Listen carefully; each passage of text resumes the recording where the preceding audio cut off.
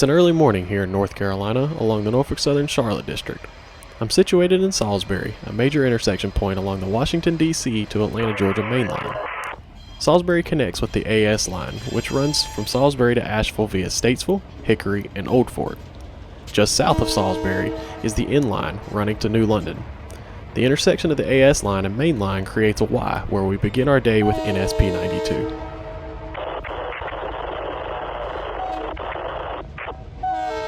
NSP 92 is a Monday through Friday local based out of Old Yard in Spencer. This P92 didn't quite make it all the way back to the yard the day before, which is why we see him spinning the Y this early in the morning.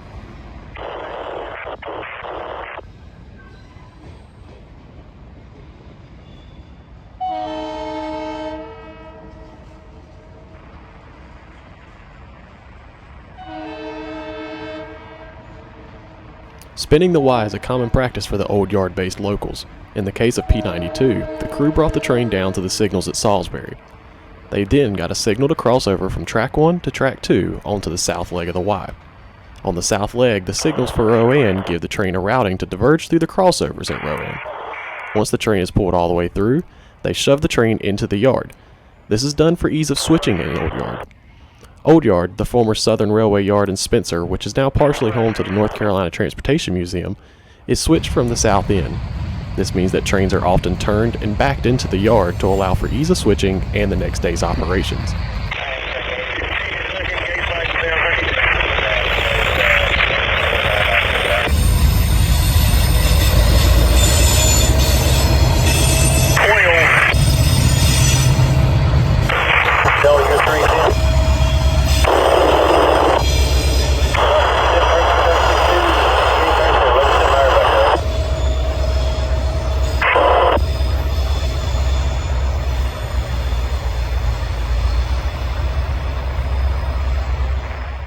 As P92 cleared the block at Salisbury, the signals at Spencer upgraded to a clear on track 2. This clear signal will be for Amtrak 80, the Carolinian.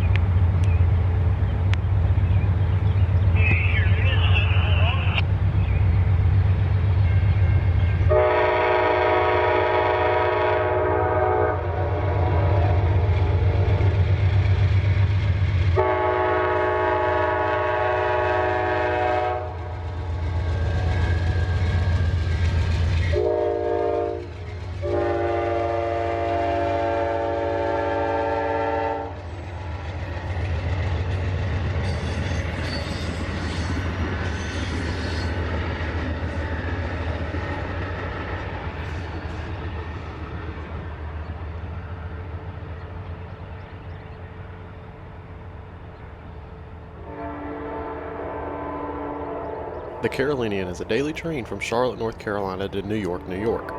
It rolls out of Charlotte at 6:45 a.m. heading north to Greensboro. The train then heads east towards Selma. Once it reaches Selma, the train turns north again, heading to Wilson and Rocky Mount, North Carolina, along with stops in Virginia, before arriving in Washington, D.C. and then the Northeast Corridor. After making their drop-off of cars, P92 now heads south towards the N line. The N line is the former Yadkin Railroad line that ran from Salisbury, North Carolina to Albemarle, North Carolina. The line now ends in New London with no industries past Hall's Ferry Junction.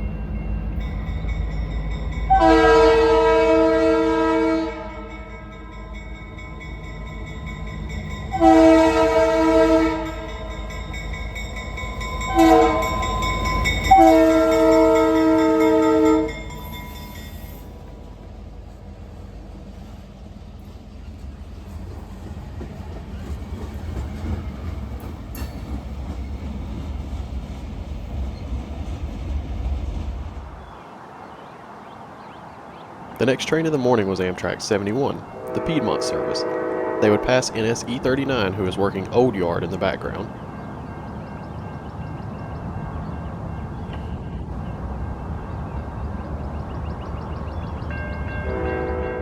Amtrak 71 is different than most Piedmont trains. It's classified as an express train, meaning it skips select stations along its route. Amtrak 71 skips the stops of Burlington, High Point, and Salisbury. These stations weren't deemed to have enough passenger traffic to warrant a stop this early in the morning, instead prioritizing overall speed along the route.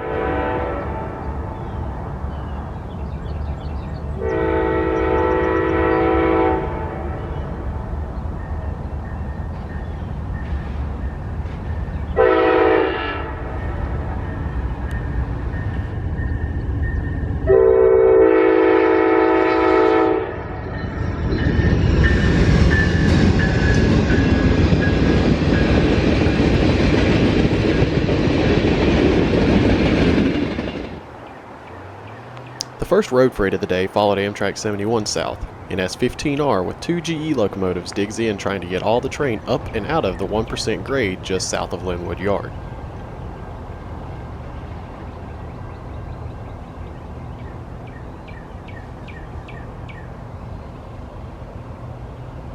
You know I got a post those signal Spencer southbound main 2 out.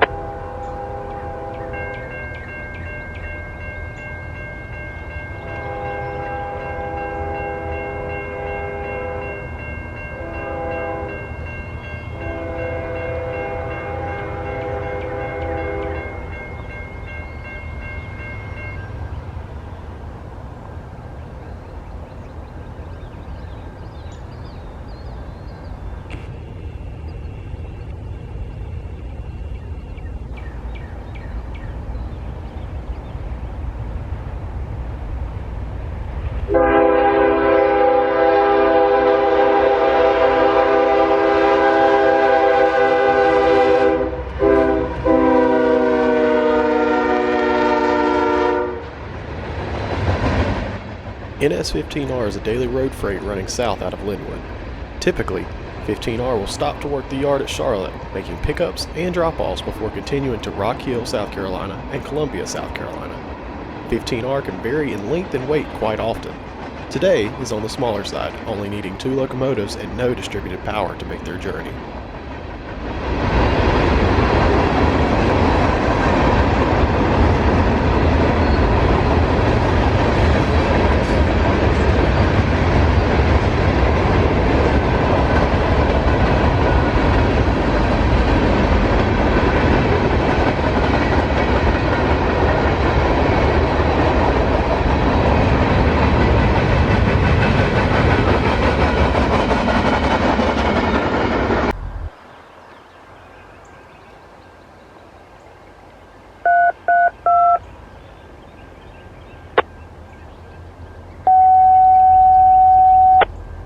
Dispatch over.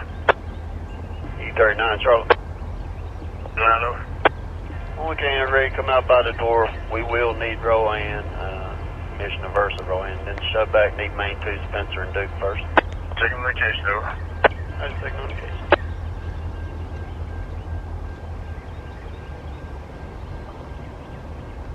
The discussion just heard over the radio is a common one for NS-E39. In order to leave the yard and work back north, they must get permission from the dispatcher to pull past the signals at Spencer and Rowan. They will then shove back through the signals at Spencer to reach the main line. In the past, a switch was in place that allowed trains to pull directly from Old Yard out onto the main line. That switch, although still in place, has been taken out of service and locked. This results in the dance that we see locals like E39 and P92 perform in order to reach the main line without spinning the Y.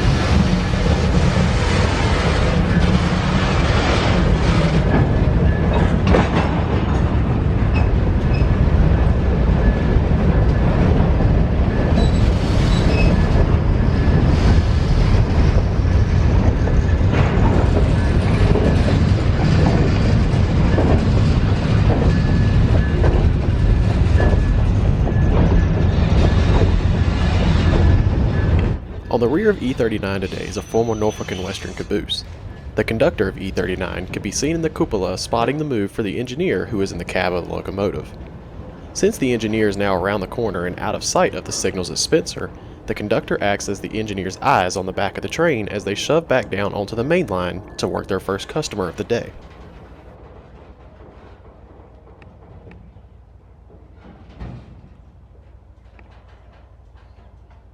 With a wave from Conductor Hooks, he radios to the engineer that the track is clear, who then confirms the clearance and releases the brakes to begin the 3-mile shove down to Packaging Corporation of America. Still clear 100, E39, 100, over. 139.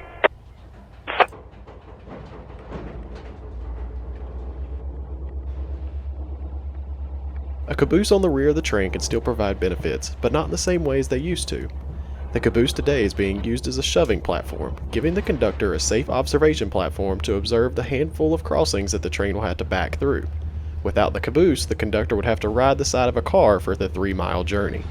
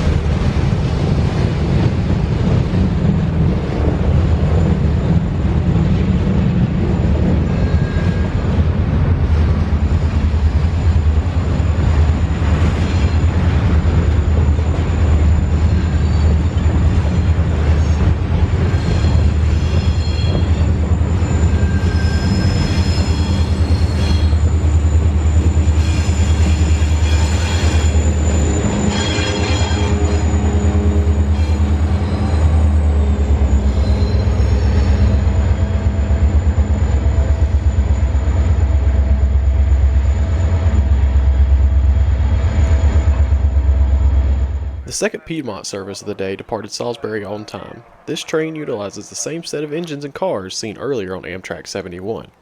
Unlike Amtrak 71, however, Amtrak 72 is not an express version of the Piedmont service and serves all stations between Charlotte and Raleigh.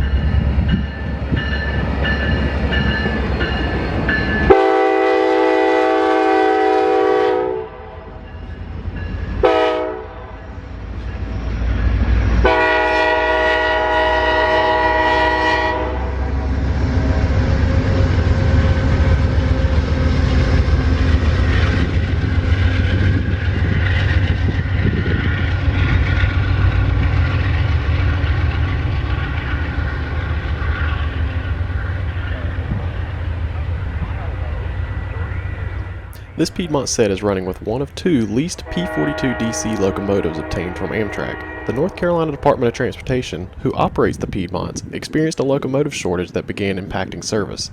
Since the NCDOT and Amtrak worked together to provide the Piedmont service, Amtrak provided 2 of their locomotives on a long-term lease.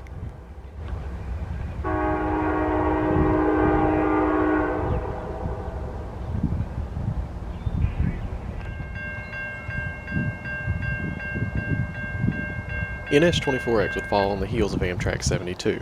The dispatcher was using the Amtrak service to punch a hole in the northbound direction to allow for the train of hot UPS traffic to keep moving at track speed.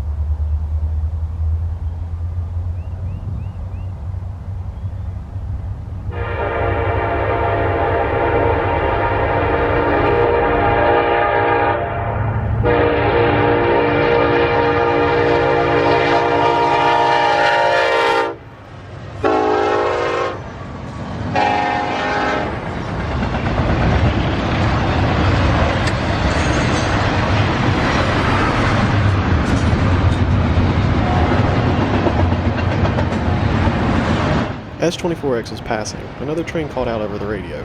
NSE-38 had been following 24X out of Charlotte, but was expressing some concern over a hopper car roughly halfway through the train. They would end up stopping on track 2 at the control point Sumner to wait for a mechanical crew to come out and investigate the hopper.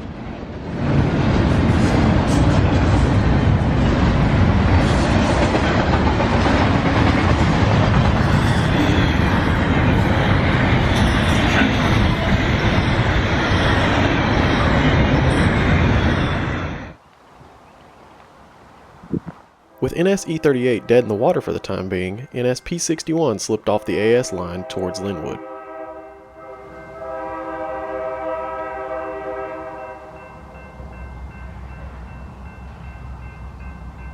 NSP-61 is a daily local that originates in Barber, North Carolina.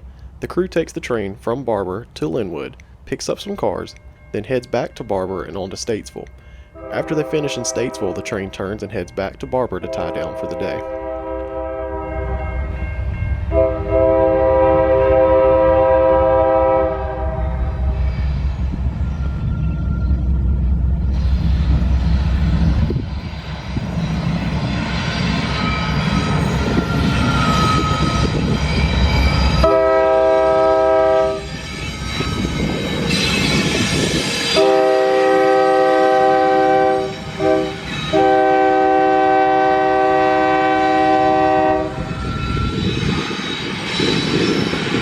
As P-61 rolled down towards Linwood on track 1, NSE-39 came to a stop at the signals of control point Spencer. The local had to wait for a pair of southbound trains to work their way around before they could continue their duties. First up was Amtrak 73 with a cab control unit leading the way.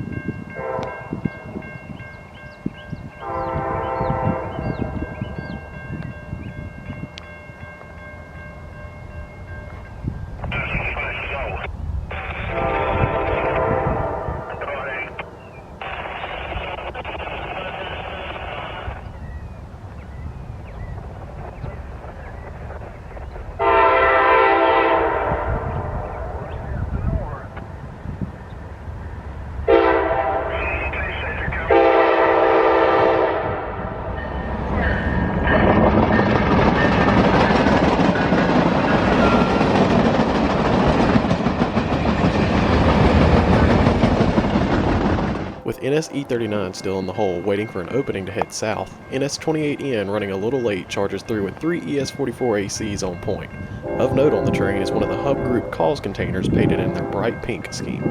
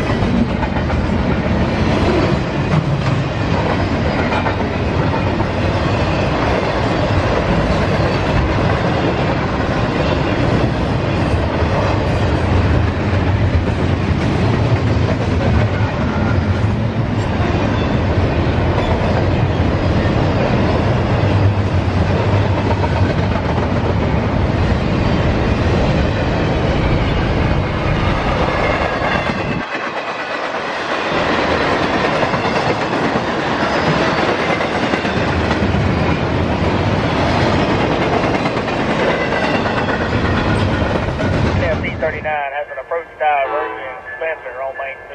Out.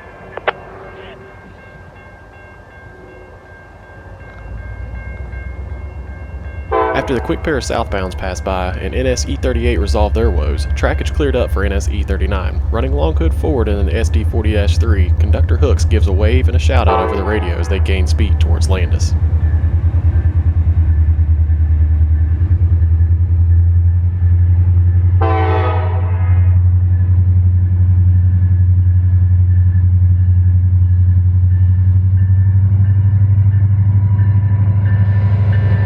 SE39, diverging clear, Salisbury, 2 to 1 out. Have a good day there, Alex.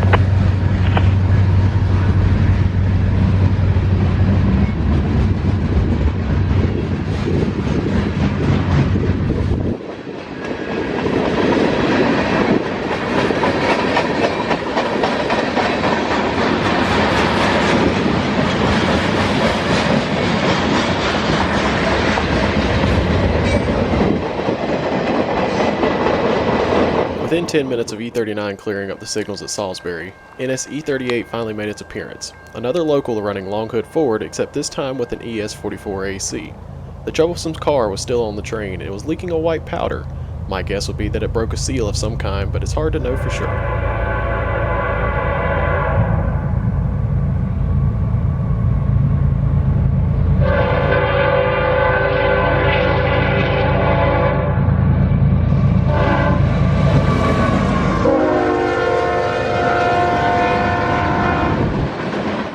NS E38 was a new train, and within its first week of operation at the time of filming this video.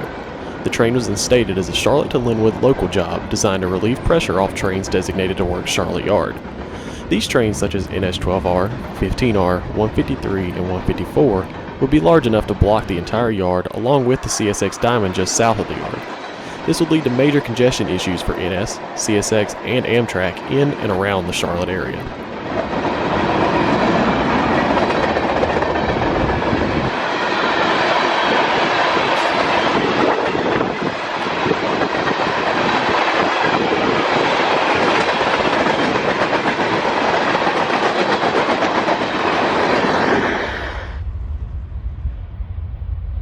Moving south, I followed NS E39 to continue getting some shots of Conductor Hooks. I ended up in Landis, where I would catch E39 shoving their train towards Control Point Sumner with the caboose leading.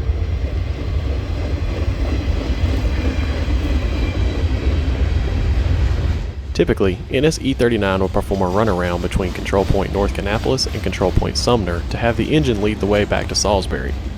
The caboose shove was chosen instead of a runaround due to Amtrak 74 approaching the required signal sets that would have been used for the runaround. The shove move ended up saving the crew about half an hour of what would have been just waiting for Amtrak.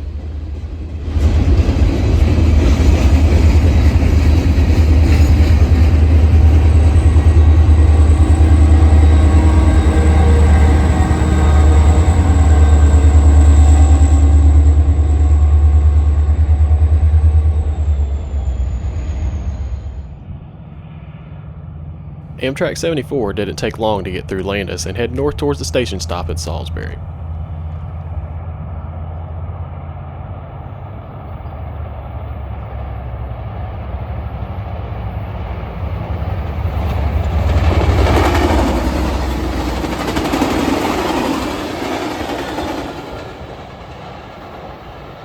The final catch of the day, or rather night at this point, would be Amtrak 79, the southbound counterpart to the earlier Amtrak 80.